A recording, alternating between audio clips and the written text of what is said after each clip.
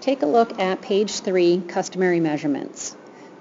We're looking at length, weight or mass, and capacity. Weight and mass are used interchangeably. It's not 100% accurate.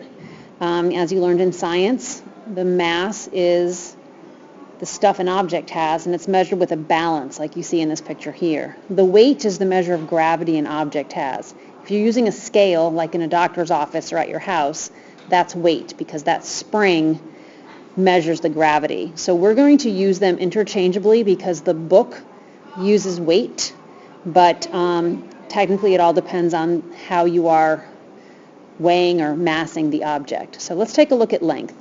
Customary units for length are inch, foot, and mile. A benchmark, this is kind of like a visual for you to figure out an inch. That would be the length of a small paper clip. A foot would be a length of a standard sheet of paper, and a mile is about the length of 18 football fields. Weight or mass, an ounce, look at your slice of bread, a pound, 3 apples, and a ton, your buffalo. And capacity, you have fluid ounces, so 2 tablespoons of water. A cup would be the capacity of a typical measuring cup that you'd have in your kitchen, and a gallon would be your large milk jug. So using the chart above, choose the most appropriate customary measurement.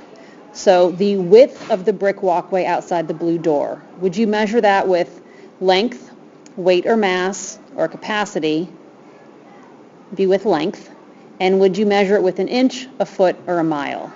So go ahead, and that's what you're going to do for 1 through 5.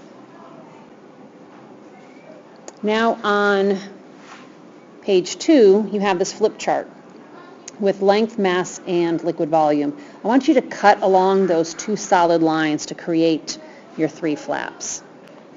Now I want you to fill in the blanks for these common conversions. Use your book or the internet for help if needed. And don't forget to do the liquid volume one. I didn't pull the flap over, but this is what you're going to be doing for our flipped lesson. And stay tuned for some practice problems.